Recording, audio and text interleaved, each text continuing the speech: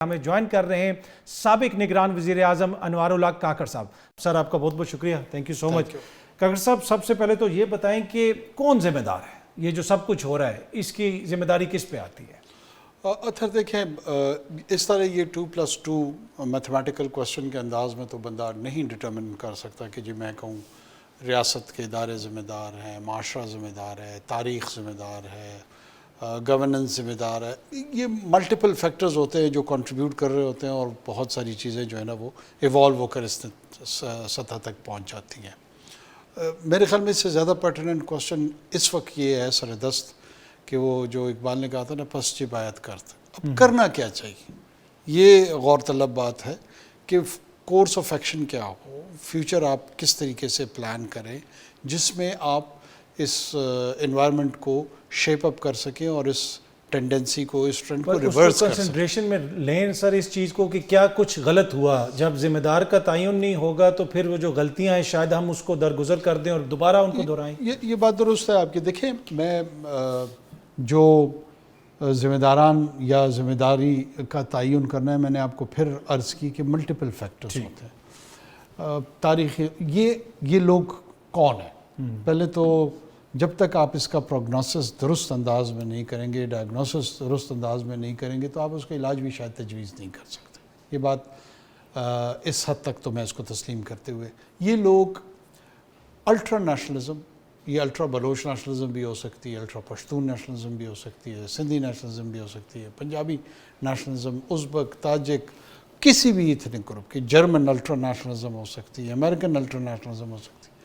Ultra nationalism جو ہے نا وہ ایک سطح اس کی ریڈیکلائزیشن کی طرف ہوتی ہے, بہت زیادہ بڑی شدت کے ساتھ ہوتی ہے. اس شدت میں ان کی ڈیمانڈ کیا ہے؟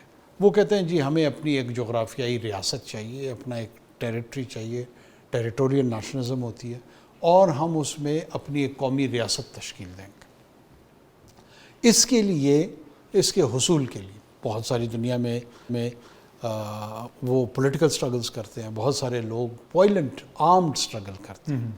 یہ ان گروہوں میں سے ہے جو آرمڈ سٹرگل پہ یقین رکھتے ہیں, اور یہ آرمڈ سٹرگل اس سطح پہ چلے گئی ہے کہ یہ تمام تر اخلاقیات سے دور ہو گئے ہیں, تمام تر یہ تو سر دہشت گردی ہے نا, یہ اس کو سٹرگل تو نہیں آپ کہیں گے, یہ تو دہشت گردی. میں اب آ رہا ہوں کہ وہ آرمڈ سٹرگل سے نعرہ اس کا انہوں نے دیا, لیکن اب وہ آرمڈ سٹرگل سے پیور ٹیررزم بن گئے, اور اس کا ایک اگلی فیس ہے, اس کا ایک بیہودہ فیس ہے, پیور ایول کو ریپرزنٹ کر رہے ہیں, پیور ڈارک فورس کو ریپرزنٹ کر رہے ہیں.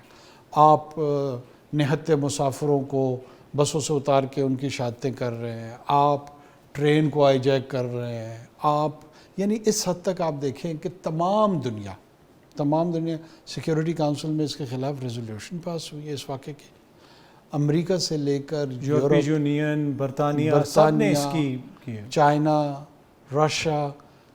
میں نے ایک ہندوستان کی مذمت نہیں دیکھی ہے, باقی مور اور لیس پوری دنیا جو ہے نا وہ آپ کے ساتھ آ کے کھڑی ہوئی ہے, اور وہ اب یہ کہہ رہی ہے, ڈیمانڈ کر رہی ہے کہ دنیا میں جتنی بھی حکومتیں ہیں وہ پاکستان کی حکومت کے ساتھ معاونت کریں, تعاون کریں. سر اس میں تو کوئی دو رائے نہیں. ہم یہاں پہ پہنچے کیوں؟ دیکھیں کہیں نہ کہیں کچھ نہ کچھ غلطیاں تو ہم سے بھی ہوئی ہوں گی نا. بلوچستان میں جس طرح کی حکومتیں بنائی گئیں, چیئرمین سینٹ تھے صادق سنجرانی صاحب, بلوچستان بڑا نام, آج وہ کدھر ہیں, وہ کیا اس میں کردار ادا کر رہے ہیں؟ دیکھیں اس پہ ضرور کرٹیسزم ہو سکتی ہے کہ جی کون آیا, کیسے آیا, اور وہ کہاں ہیں, انوار کہاں ہیں, سرفراز کہاں ہیں, جتنے بھی لوگ ہیں. یہ آپ کا میڈیا کا بھی حق ہے, لوگوں کا بھی حق ہے کہ اس کو دیکھیں. اس میں جو میں دوبارہ اس کو عرض کروں گا کہ اچھی ریپرزنٹیشن, پبلک ریپرزنٹیشن میرے خیال میں وہ عوام کا بھی حق ہے, لوگوں کا بھی حق ہے, اور جو اس کو سامنے لے کر آتے ہیں اس کی اکاؤنٹیبلٹی ضرور ہونی چاہیے. ضرور پوچھنا چاہیے کہ کدھر ہیں 6 سال چیئرمین صاحب. یہی چیز سر سرداروں کے حوالے سے بھی آپ کہہ سکتے ہیں نا, یا وزیر اعلیٰ کہاں ہیں, یا وزیر اعظم میں رہا ہوں, تمام لوگوں کو فالو کرنا چاہیے. ایک چیز سر اس میں یہ بھی ایڈ کر لیں کہ بلوچستان کے نمائندے ہم یہاں پہ دیکھتے ہیں جو سردار, ان کا لائف سٹائل تو اسلام آباد میں بھی کوئی افورڈ نہیں کر سکتا ہے. تو وہ کیسے ان کے نمائندے ہیں جو اتنے بڑے سب کے یہاں پہ گھر ہیں, لیکن وہ پسماندگی کا ذکر کرتے ہیں بلوچستان کی. تو الزام یہ ہے کہ وفاق میں بیٹھی حکومتیں ہوں یا اسٹیبلشمنٹ ہو, انہوں نے ان کو پریفرنس دی ہے جس کی وجہ سے ہم اس نہج پہ پہنچے؟ دیکھیے میں آپ کو ایک بتاؤں، ایک وہ ہے جو رست نواب ہیں، سردار ہیں، ریپریزنٹیشن کر رہے ہیں حکومتوں کی، ان پہ آپ یقیناً کرٹیسزم کر سکتے ہیں کہ گورننس کے حوالے سے ان کو مواقع ملے ہیں، ان بہتر پرفارم کیا یا نہیں کیا۔ ایک ہے جو وہاں پر اپوزیشن کیا صدا بنتے ہیں، آواز بنتے ہیں، جیسے اختر مینگل صاحب، وہ ان کو میں جب دیکھتا ہوں، میرے لیے تو ان کا جو کردار ہے نا وہ سب سے زیادہ مشکوک انداز میں ابھر کے سامنے آتا ہے کہ جب بھی کوئی ٹیررزم کا واقعہ ہوتا ہے، وہ ویسے تو کئی نظر نہیں آتے ہیں، لیکن ٹیررزم کے واقعے کے بعد وہ فوراً یا ٹویٹر کے ذریعے یا پارلیمان میں کسی تقریر کے ذریعے یا ٹی وی کھلا خط بھی لکھا ہے ابھی انہوں نے ایک ٹویٹر پہ، کبھی 6 نکات کے ذریعے، کبھی کھلے خط کے ذریعے۔ مجھے ایسے لگتا ہے کہ جو ایکچول قاتل ہیں، جو ٹیررسٹ ہیں، جو اس وقت پوری دنیا جس پہ ایگری کر گئی ہے کہ یہ ڈارک اور ایول فورسز کو ریپرزینٹ کرتے ہیں، یہ ان کی سموک سکرین بن جاتے ہیں۔ لوگوں کو توجہ ہٹاؤ نوٹس کے تحت جو ہے نا وہ کہیں اور متوجہ کرنے کی کوشش کرتے ہیں، بحث کو الجھاتے ہیں، اس کو 70 سال تاریخ پہ لے جاتے ہیں۔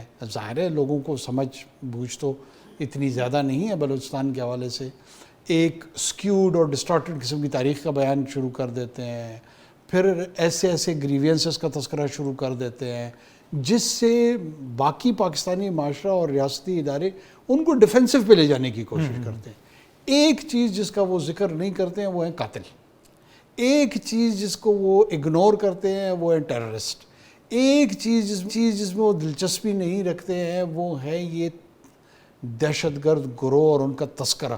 باقی ہر چیز کا تذکرہ کریں گے، باقی ہر چیز کی گفتگو کریں گے، تو یہ بڑی خطرناک ٹینڈنسی پر اس میں سر دیکھیں یہ اوبیسلی سردار اختر مینگل صاحب کا کردار ہے وہ سب کے سامنے ہے، دیگر جو وہاں کے سیاستدان ہیں ان کا بھی کردار سب کے سامنے ہے، لیکن ایشو پھر بھی وہی ہے کہ وہاں پہ مصنوعی حکومتیں، مصنوعی قیادت، جس کی وجہ سے آج مہرنگ بلوچ جو ہے وہ بلوچستان میں سب سے زیادہ ریلیونٹ ہوئی ہے۔ اچھا، کیا آپ مہرنگ بلوچ کے مقابلے میں اتنی بڑی ریلی کر سکتے ہیں جتنی بلوچ علاقوں میں جتنی مہرنگ کر سکتی ہے؟ آپ سابق وزیر اعظم بھی ہیں، یہ گراؤنڈ ریالٹی ہے نا، اس کے اوپر کچھ نہ کچھ تو ہمیں توجہ دینے کی ضرورت ہے۔